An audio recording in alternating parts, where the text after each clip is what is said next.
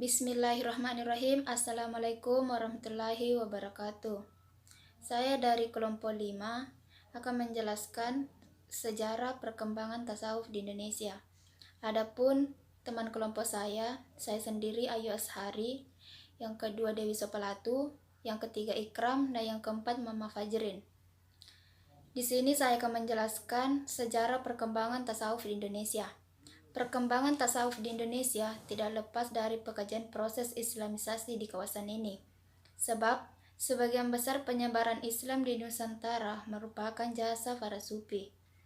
Hal ini menunjukkan bahwa pengikut tasawuf merupakan unsur yang cukup dominan dalam masyarakat pada masa itu. Sejak berdirinya Kerajaan Islam Pasai, kawasan Pasai menjadi titik sentral penyimpanan agama Islam ke berbagai daerah di Sumatera dan pesisir utara Pulau Jawa. Islam terbesar di tanah Minangkabau atas upaya Syekh Burhanuddin Ulaka atau Syekh Tarekat Syataria. Sampai sekarang, kebesaran nama Syekh dari Ulaka tetap diabadikan masyarakat pesisir Minangkabau melalui upacara basapa. Pada setiap bulan Safar, penyebaran Islam ke Pulau Jawa juga berasal dari Kerajaan Pasai, terutama atas jasa Maulana Malik Ibrahim, Maulana Ishak, dan Ibrahim Usmuro. Tokoh-tokoh tasawuf. Di sini ada 10 nama-nama tokoh tasawuf. Yang pertama, Hasan Al-Basri.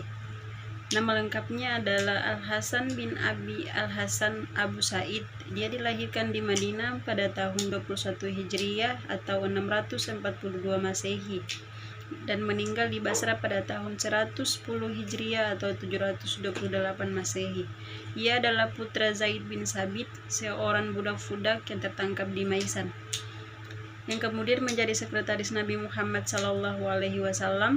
Ia memperoleh pendidikan di Basran. Ia sempat bertemu dengan sahabat-sahabat Nabi, termasuk 70 di antara mereka yang mengikuti perang Badar. Yang kedua, Ibrahim bin Adam. Namanya adalah Ahu Ishak Ibrahim bin Adam. Lahir di Balkh dari keluarga bangsawan Arah. Dalam cerita Sufiyah, ia dikatakan sebagai seorang pangeran yang meninggalkan istana dan mengembara menjalani hidup sebagai pertapa sambil mencari nafkah yang halal hingga meninggal di negeri Persia kira-kira pada tahun 160 Hijriah atau 777 Masehi. Yang ketiga, Rabi'ah al-Adawiyah. Nama lengkapnya ialah Ummu al-Khair Rabi'ah bin Ismail al-Adawiyah al-Kisiyah. Informasi tentang biografinya begitu sedikit dan sebagiannya hanya bercorak mitos. Dia lahir di Basra pada tahun 96 Hijriah atau 713 Masehi, lalu hidup sebagai hamba sahaya keluarga Atik. Dia berasal dari keluarga miskin dan dari kecil dia tinggal di kota kelahirannya. Di kota ini namanya sangat harum sebagai seorang manusia suci dan sangat dihormati oleh orang-orang saleh semasanya. Menurut sebuah riwayat, dia meninggal pada tahun 185 Hijriah atau 801 Masehi. Orang-orang mengatakan bahwa dia dikuburkan di dekat kota Yerusalem. Yang keempat, Ma'ruf Al-Karhi. Namanya adalah Abu Mu'ahfuz Ma'ruf bin Firuz Al-Karhi. Ia berasal dari Persia, namun hidupnya lebih lama di Baghdad. Ia meninggal di kota ini juga pada tahun 200 Hijriah atau 815 Masehi. Ma'ruf Al-Karhi dikenal sebagai sufi yang selalu diliputi rasa rindu kepada Allah sehingga ia digolongkan ke dalam kelompok aulia. Dia dipandang sangat berjasa dalam meletakkan dasar-dasar tasawuf. Yang kelima, Abu Al-Hasan Suri Al-Sakti. Nama lengkapnya adalah Abu Al-Hasan Suri Al-Muglisi Al-Sakti. Dia adalah murid Ma'ruf Al-Karhi dan paman Al-Junaidi dan merupakan tokoh sufi terkemuka di Baghdad. Ia meninggal pada tahun 253 Hijriah atau 867 Masehi dalam usia 98 tahun. Yang keenam, Abu Sulaiman Al-Darani. Nama lengkapnya ialah Abu Sulaiman Abdurrahman bin Utbah Al-Darani. Dia dilahirkan di Daran, sebuah kampung di kawasan Damaskus, dan meninggal pada tahun 215 Hijriah atau 830 Masehi. Dia adalah murid ma'ruf dan merupakan tokoh sufi terkemuka, seorang arif dan hidupnya sangat wara. Hidup kerohaniannya penuh diliputi dengan kebersihan jiwa dan kesucian pribadi. Yang ketujuh, Al-Qushairi. Nama lengkap Al-Qushairi adalah Abdul Karim bin Hawazin, lahir 376 Hijriah di Istiwa, kawasan Nisafur, salah satu pusat ilmu pengetahuan pada masanya, dan Al-Quraisy wafat tahun 465 Hijriah. Yang kedelapan, Al-Ghazali. Nama lengkapnya adalah Abu Hamid Muhammad bin Taus At-Tusi As-Safi Al-Ghazali.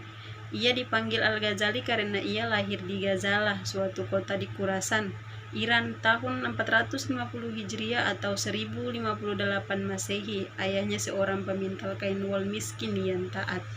Kesembilan, Ibn Arabi. Nama lengkapnya Muhammad bin Ali bin Ahmad bin Abdullah At-Ta'i Al-Haytami. Ia lahir di Murcia, Andalusia, Tenggara Spanyol, tahun 560 Hijriah. Karya yang telah dihasilkannya antara lain Al-Futuhat Al-Makkiyah, Tarzuma Al-Aswiwan, dan masih banyak lagi. Yang ke-10, Umar ibn Al-Farid. Umar ibn Al-Farid berasal dari Hormat atau Tanah Syam. Lahir di Kairo, Mesir. Ia hidup dari tahun 1181 sampai 1235 Hijriah.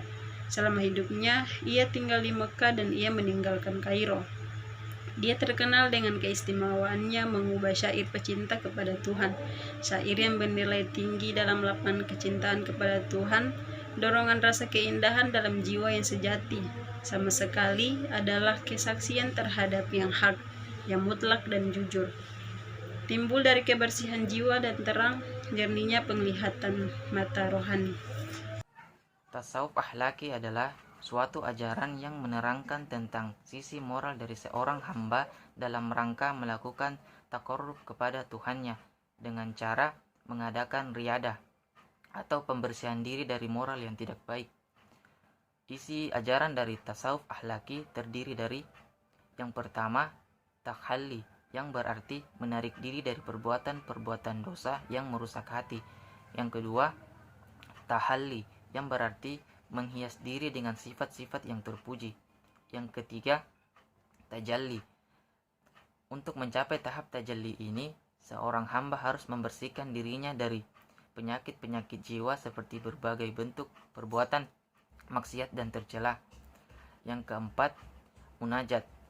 Munajat berarti melaporkan segala aktivitas yang dilakukan ke hadirat Allah Subhanahu wa Ta'ala.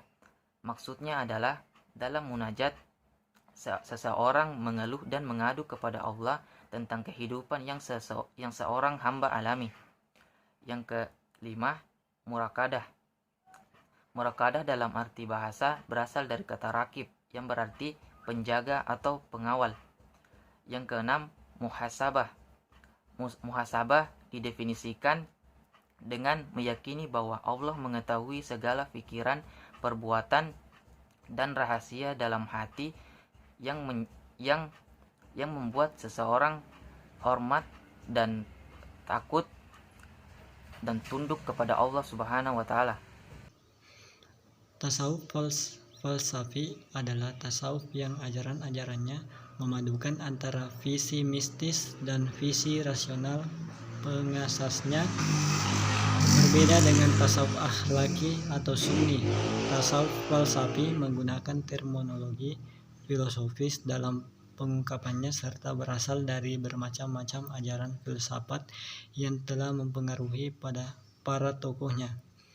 Tasawuf falsafi muncul dengan jelas dalam khasanah Islam sejak abad ke-6 Hijriah. Meskipun para tokohnya baru dikenal seabad kemudian, sejak saat itu tasawuf jenis ini hidup dan berkembang terutama di kalangan para sufi yang juga filosof sampai menjelang akhir-akhir ini. Adanya pemaduan antara tasawuf dan filsafat dalam ajaran tasawuf falsafi menyebabkan ajaran-ajarannya tasawuf jenis ini bercampur dengan sejumlah ajaran filsafat di luar Islam seperti Yunani, Persia, India, dan agama Nasrani. Akan tetapi orisinilitasnya sebagai tasawuf tetap tidak hilang. Ciri umum tasawuf falsafi adalah ajaran yang samar-samar akibat banyaknya istilah khusus yang hanya dapat dipengaruhi oleh mereka yang memahami ajaran tasawuf jenis ini. Tasawuf falsafi tidak dapat dipandang sebagai filsafat karena ajaran dan metodenya didasarkan pada rasa desuk, tetapi tidak dapat pula dikategorikan sebagai tasawuf dalam. Itulah sedikit materi dari saya. Assalamualaikum warahmatullahi wabarakatuh.